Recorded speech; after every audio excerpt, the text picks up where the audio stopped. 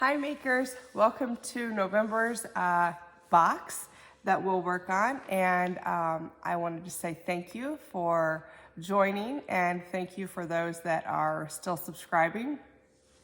Can you believe that we're working on our Thanksgiving menu and making our Christmas list, or at least I am, that's where I'm at. So anyway, I hope that this month's Maker Box will find you some peace. I know for me, whenever I get to paint, it relaxes me, so I hope that's what it does for you as well. And the pieces that are in this month's box are they'll be able to be out all season long. They're not a Christmas, so I hope that you'll like that about it. And I hope that you enjoy the couple of extra items that I put in there for you. So let's get to it. Start by taking your pieces apart and laying them in piles according to the colors that will paint them.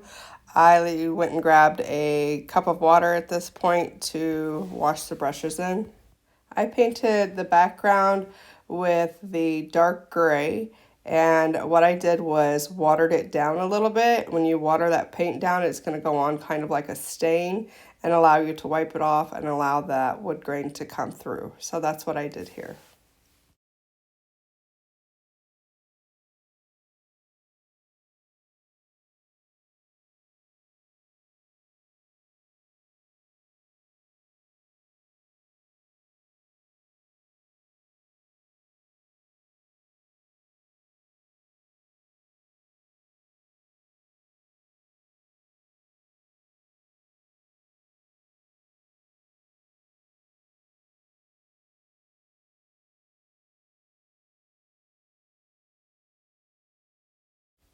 I used the big sponge to paint on the background with that watered down dark gray paint, and you can use that or whatever you would like to use. I found that easiest for me, and then just wipe it all off and then let that wood grain come through, like I said, like a stain.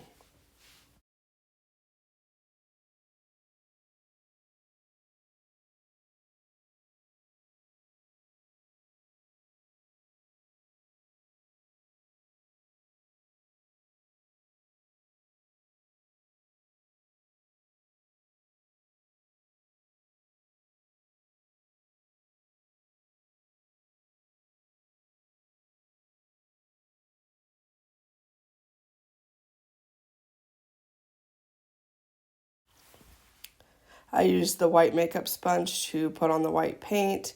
And while I drug the paint, you're better off if you dab it, especially around the wishes, winter wishes wording. The score marks will come through better if you dab it versus pull it.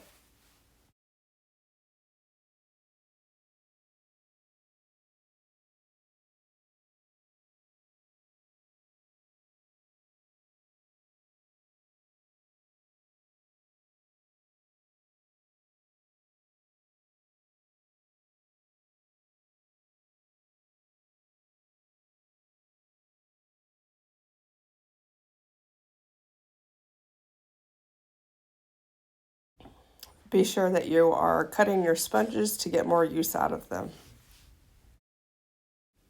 I used another makeup sponge to put on the black paint for his hat and the brim piece of his hat.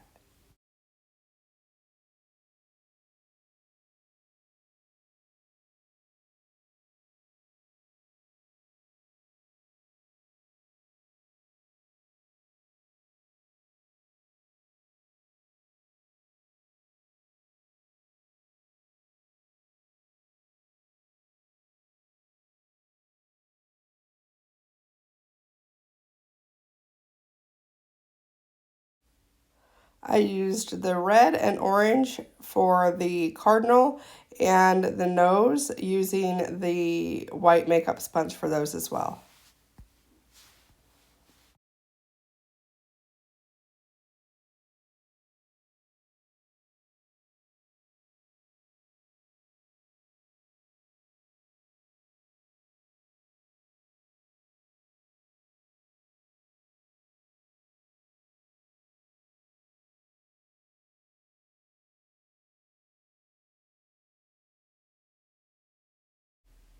I used yet another white makeup sponge to paint the entire scarf green. Then you'll see me use the brush, the actual little paintbrush, detail brush, to put on some stripes. Then I turn that brush sideways and give it some more dimensions.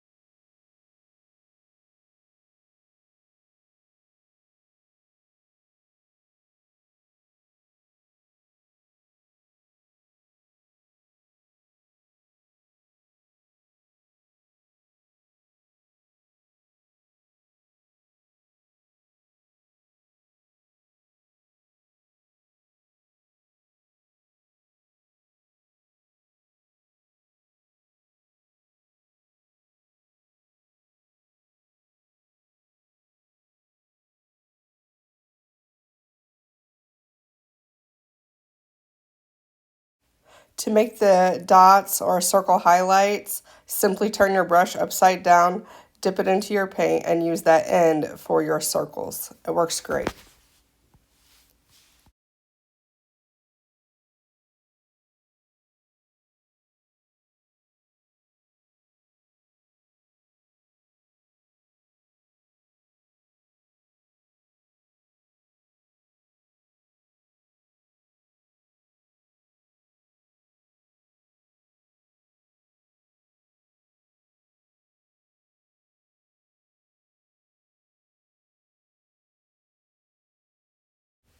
Here's where you'll see me use that little sponge that I cut up and dip it into the glue, and it works perfect for gluing your pieces together.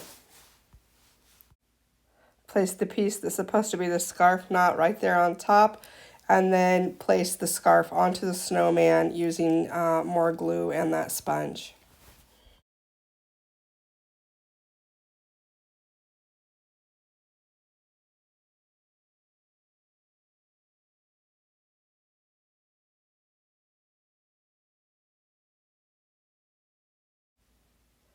I used the paintbrush on it sideways to just highlight those eyes with the score marks.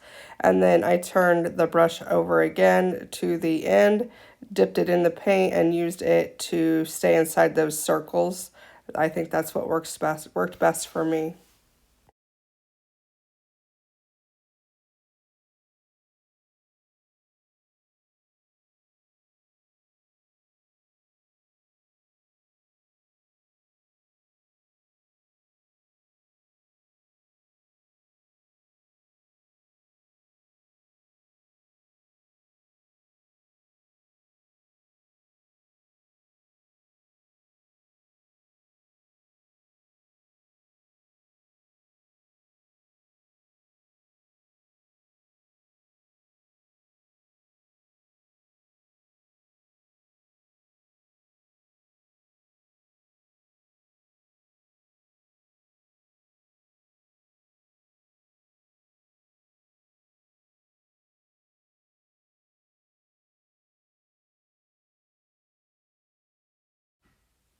Here's where you will add a few highlights to your hat and your snowman. If it's the black hat, I used the white, turned my brush sideways, kind of added a few highlights. I did use a little bit of the dark gray here as well. That's optional. I mean, any of it's optional. You don't have to put the highlights on. I just personally like to do it. And then on the white snowman himself, I did use some black to add a few highlights there.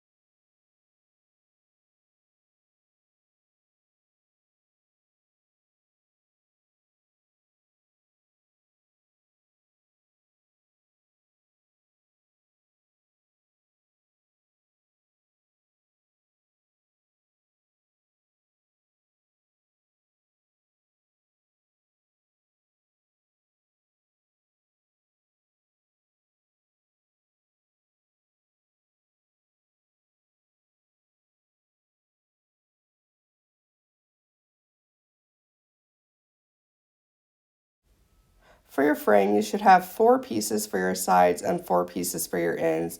You're going to take 2 of each end or 2 of each side and glue them together. You may need to have something heavy to hold them together to get a good glue on them, and make sure that you have your ends equally. You want them to be even to get you a good fit on those. And then once those are glued together and dried, you're going to place them onto the snowman frame.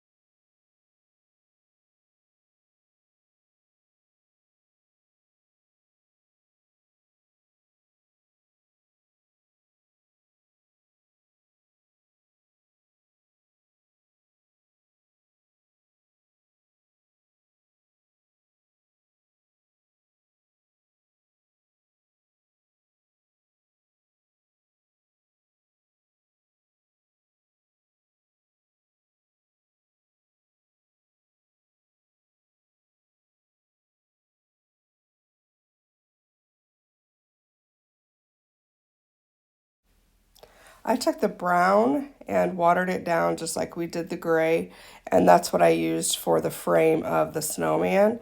Again, once you water that paint down a little bit, paint it on there, then wipe it off. It's going to let that wood grain show through, and it's going to look like you've used a stain.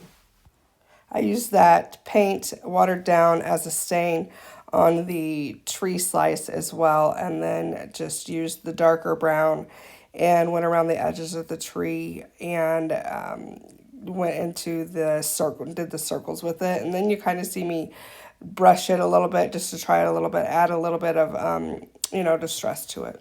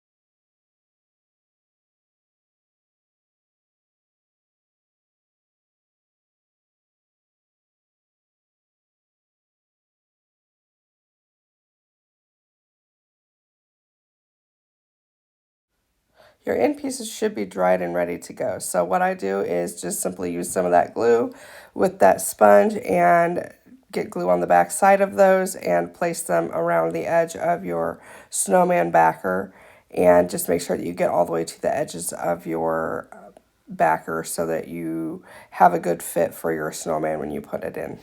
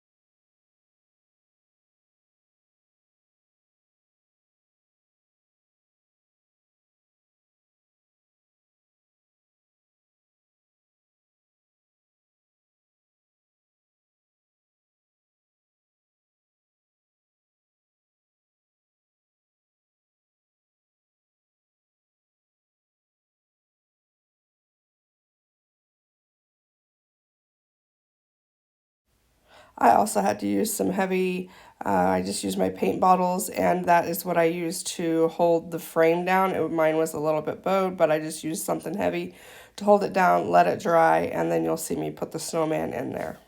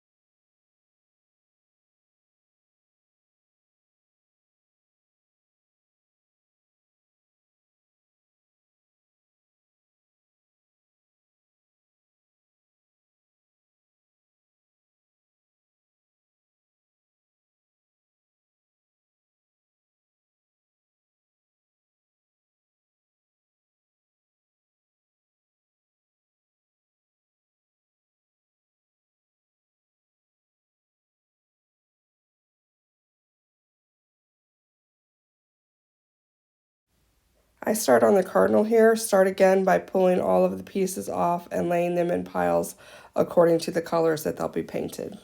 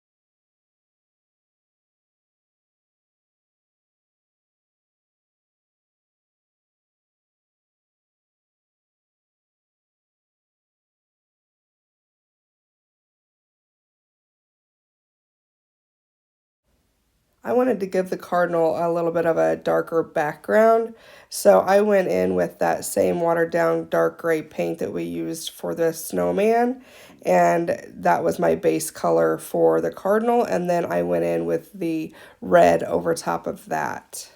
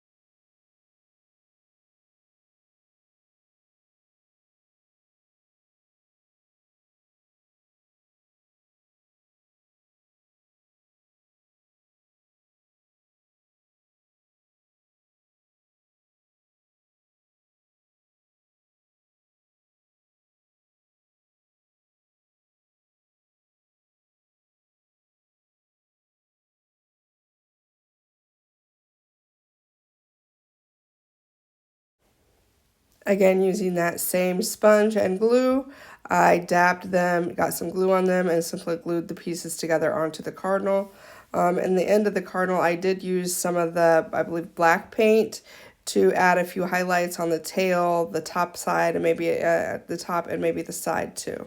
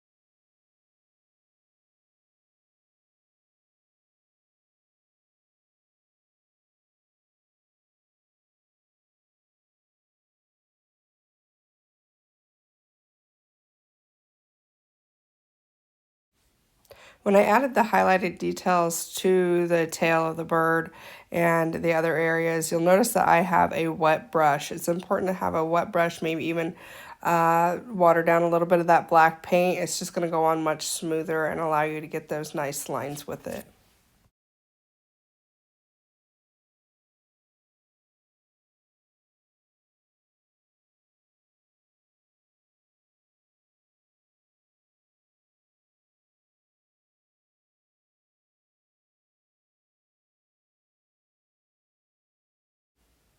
We're going to go ahead and add the easel part to our snowman. And so whenever you do this, it's important that you don't let that easel hang past your frame. So I just kind of butted it up to it and then eyeballed where I needed to put that piece to hold it, and then that is will get glued into place there.